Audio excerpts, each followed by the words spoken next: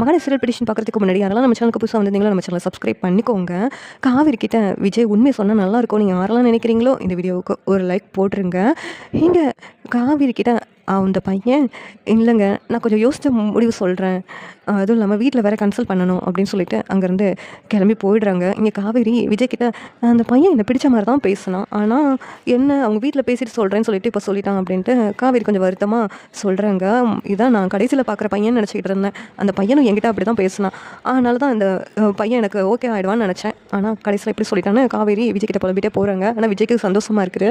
இங்கே காவேரி வீட்டுக்கு வந்ததும் சாரதாவும் கேட்குறாங்க, என்னடி யாரோ பையனை போய் மீட் பண்ண போகிறேன்னா என்னாச்சு அப்படின்னு கேட்கும்போது அவங்க வீட்டில் கேட்டுட்டு சொல்கிறேன்னு சொல்லியிருக்காங்க அப்படின்னு சொல்லிட்டு காவேரி சொல்கிறாங்க. உன்னை சாரதா இருந்துக்கிட்டு அந்த பையன் தான் பாரு வீட்டில் கேட்டு சொல்கிறேன்னு சொல்கிறான், ஆனால் நீ எங்கள் வார்த்தையை கொஞ்சம் கூட கேட்குறதே இல்லடி அப்படின்னு சொல்லிட்டு சாரதா என்கிட்ட ஒரு முடிவு கூட எடுக்கலன்னு சொல்கிறாங்க. உங்ககிட்ட என்னம்மா பேச, எதுவும் நான் அந்த பையனை பார்த்து பிடிச்சிட்டுச்சுன்னா அடுத்து உங்ககிட்ட சம்மதம் கேட்டிருப்பேன், அந்த பையன் தான் ஒன்றும் சொல்லலையே, எனக்கு அந்த பையன் பேசுகிறது பிடிச்சிருந்துச்சு அப்படின்னு காவேரி சொல்கிறாங்க.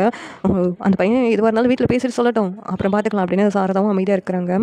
இங்கே காவேரி இன்னும் அந்த பையன் நம்மக்கிட்ட முடிவை சொல்லவே இல்லையே அப்படின்ட்டு அந்த பையனுக்கு கால் பண்ணுறாங்க. கால் பண்ணதும் அந்த பையன் ஃபோனை கட் பண்ணி விடுறாங்க. அதுக்கடுத்து மறுபடியும் காவேரி கால் பண்ணி பேசுகிறாங்க. என்னங்க நீங்கள் வீட்டில் கேட்டுட்டு கன்சல்ட் பண்ணிவிட்டு சொல்கிறேன்னு சொன்னீங்களே, இப்போ ஃபோன் பண்ணால் நீங்கள் எடுக்கவே மாட்டேங்க, என்ன ஆச்சுங்க அப்படின்னு சொல்லிட்டு காவேரி கேட்டதும், இல்லைங்க எனக்கு என்னமோ உங்களுக்கு எனக்கும் செட் ஆகுதுன்னு தோணுது அப்படின்னு சொல்லிட்டு அந்த பையன் சொல்கிறாங்க.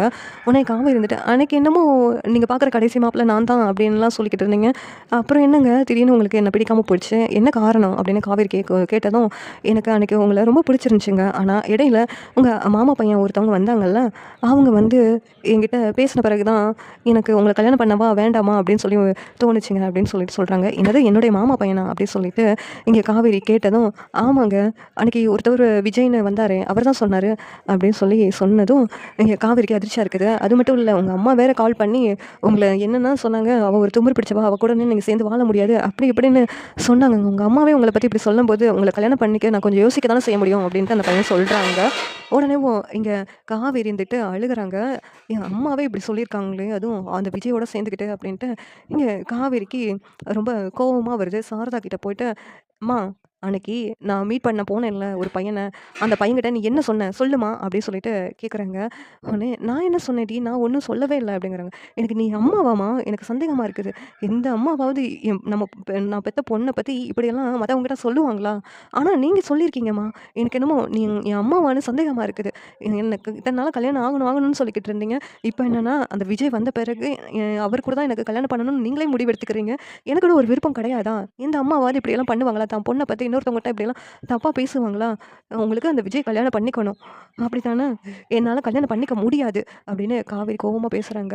உடனே சாரதா இருந்துட்டு என்னடி நடந்துச்சு, இந்த பையன் உனக்கு செட் ஆக மாட்டான்டி, அதனால தான் நான் சொன்னேன், உனக்கு விஜய் தம்பி தான் செட் ஆவார் அப்படின்னு சொல்லிட்டு சாரதா சொல்லிக்கிட்டு இருக்காங்க. உடனே காவேரி இருந்துட்டு நீ எனக்கு அம்மாவே இல்லை, நீ இந்த வீட்டில் இருக்கவே வேண்டாம், நீ என்னமோ எனக்கு சப்போர்ட் பண்ணி பேசுகிற மாதிரி இல்லை, எப்போ பார்த்தாலும் அந்த விஜய்க்கு சப்போர்ட் பண்ணி தான் பேசிக்கிட்டு இருக்க, எனக்கு அம்மாவா நீ அங்கே அவருக்கு அம்மாவா, நீங்கள் நடந்துக்கிறத பார்த்தா கொஞ்சம் கூட சரியில்லைம்மா, நீ முதல்ல இந்த வீட்டை விட்டு கிளம்புமா, உனக்கு விஜய் கூட சேர்ந்து வாழணும்னு நீ இப்படிலாம் என்னை ஃபோர்ஸ் பண்ணிகிட்டே இருக்கிற, கிளம்பு அப்படின்ட்டு காவேரி ரொம்ப கோவமாக பேசிடுறாங்க.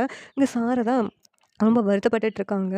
போயிட்டு காவேரி திட்டிட்டு ரூமுக்குள்ள போய் உட்காந்துடுறாங்க. உடனே சாரதா இருந்துக்கிட்டு, என்ன நம்ம பொண்ணு இப்படியெல்லாம் பேசிட்டாளே அப்படின்ட்டு இங்கே சாரதாவுக்கு ரொம்ப வருத்தமாக போயிடுது. என்ன செய்ய அப்படின்னு சொல்லிட்டு சாரதா வந்துட்டு நம்ம விஜய் தம்பியோட காவேரியை சேர்த்து வைக்கலான்னு நினச்சா, இங்கே நடக்கிறதெல்லாம் பார்த்தா காவேரிக்கு உண்மையெல்லாம் சொல்லணும், ஆனால் உண்மையை சொன்னால் அவள் உயிருக்கு ஆபத்து வந்துடுமான்னு பயமாக இருக்குது. என்ன தான் பண்ண அப்படின்னு இங்கே சாரதாவுக்கு மனக்குழப்பமாக இருக்குது. உடனே சாரதா வீட்டை விட்டு கிளம்பி போயிடுறாங்க. இங்கே காவேரி இருந்துட்டு அம்மாவை ரொம்ப திட்டிட்டோமே, அம்மாவை இப்படி திட்டிருக்கக்கூடாது, அதுவும் இல்லாமல் இங்கேருந்து போன்னு வேற சொல்லிட்டோம் அப்படின்ட்டு அம்மான்னு சொல்லிட்டு காவேரி வந்து ரூமில் பார்க்குறாங்க. ஆனால் காவேரி ரூமில் அங்கே சாரதா இல்லை. உடனே கிச்சனில் பார்க்குறாங்க, மாடியில் பார்க்குறாங்க, எல்லா இடத்துலையும் தேடி பார்க்குறாங்க, ஆனால் எங்கேயுமே சாரதா இல்லாததுனால காவேரி ரொம்ப வருத்தப்பட்டு அழுதுகிட்டு இருக்காங்க. இங்கே சாரதா இருந்துட்டு நான் அம்மாவுக்கு இப்படி ஒரு நிலைமை வந்துடக்கூடாது, தான் பொண்ணுக்கு நல்ல வாழ்க்கை அமைச்சு பார்க்கணும் தான் எந்த அம்மாவும் ஆசைப்படுவா, அதே மாதிரி தானே நானும் ஆசைப்பட்டேன், அதில் என்ன தப்பு இருக்குது, ஆனால் என் பொண்ணுக்கு பழசெல்லாம் மறந்து இப்படி ஒரு தண்டனையை கொடுத்துட்டியே கடவுளே, என் பொண்ணு எல்லார் மாதிரி சந்தோஷமாக இருக்கணும்னு தானே நானும் ஆசைப்பட்டேன் அப்படின்ட்டு சாரதா வந்து ரொம்ப புலம்பிக்கிட்டே போகிறாங்க. அவளோட மாப்பிள்ளையோட சந்தோஷமாக இருக்கணும்னு சொல்லி தானே இப்படியெல்லாம் பண்ணிக்கிட்டு இருக்கேன், ஆனால் என் பொண்ணுக்கு அதை புரிஞ்சுக்கிற மாதிரி அவளுக்கு மனநிலையும் இல்ல. என்ன பண்ண அப்படின்னு யோசிச்சுட்டு போயிட்டுருக்காங்க. இங்க காவேரி எல்லா பக்கமும் தேடி பார்த்துட்டு அழுது புலம்பி உடனேவும் விஜய் வீட்டுக்கு ஒரு வேளை போயிருப்பாரோ அப்படின்னு சொல்லிட்டு விஜய்க்கு கால் பண்றாங்க காவேரி. உடனே விஜய் என்ன காவேரி கால் பண்ற மாரி இருக்கு அப்படின்னு சொல்லிட்டு விஜய் ஃபோன் அட்டெண்ட் பண்ணிட்டு, மிஸ் என்னாச்சு மிஸ் அப்படின்னு சொல்லிட்டு கேட்கும்போது காவேரி ஓன்னு அழுகுறாங்க. எதுக்காக அழுகுறீங்க? என்னாச்சு? அப்படின்ட்டு இங்க விஜய் பயந்து போய் கேட்டதும், அம்மா வீட்ட விட்டு போயிட்டாங்க. கொஞ்சம் கோவமா திட்டிட்டேன். நீங்க அந்த பையன்கிட்ட வந்து என்ன பத்தி தப்பு தப்பா 2 பேரும் பேசுனது எனக்கு தெரிஞ்சுச்சு. அதனால தான் அம்மாவ ரொம்ப கோவமா வீட்ட விட்டு போயிடுன்னு சொல்லி சொன்னதும், அம்மா எங்க போனாங்கன்னே தெரியல. அம்மாவ நான் அப்படி திட்டியிருக்கவே கூடாது அப்படின்னு சொல்லிட்டு காவேரி ஓன்னு அழுகுறாங்க. உடனே விஜய் இருந்துட்டு, அழாதீங்க மிஸ். அம்மா எங்கேயும் போயிருக்க மாட்டாங்க. தேடுவோம் அப்படின்ட்டு சொல்றாங்க. உடனே அங்க விஜய் இருந்துட்டு தாத்தாவுக்கு கால் பண்றாங்க.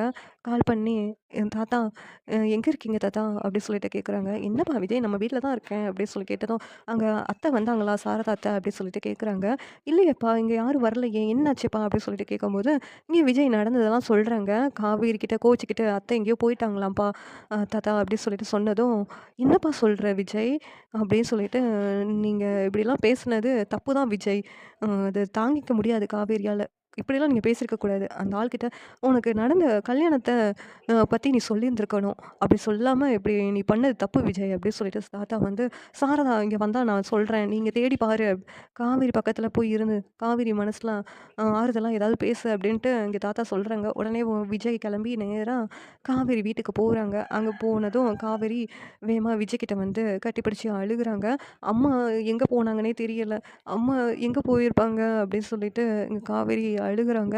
உடனே விஜய்க்கு காவேரி இப்படி பக்கத்துல அழுகுறது ஒரு விதத்துல சந்தோஷமா தான் இருக்குது. இருந்தாலும் அழுது தானே காவேரி பக்கத்துல வரா. காவேரிக்கு நம்மள பத்தின உண்மை தெரியாதே. இருந்தாலும் காவேரி என்கிட்ட சொல்லணும்னு தோணியிருக்கே அப்படின்னு விஜய்க்கு ஒரு பக்கம் சந்தோஷமா இருந்தாலும், அத்தைய காணுமே கண்டுபிடிக்கணுமேங்கிற ஒரு வெறியோட இருக்கிறாங்க.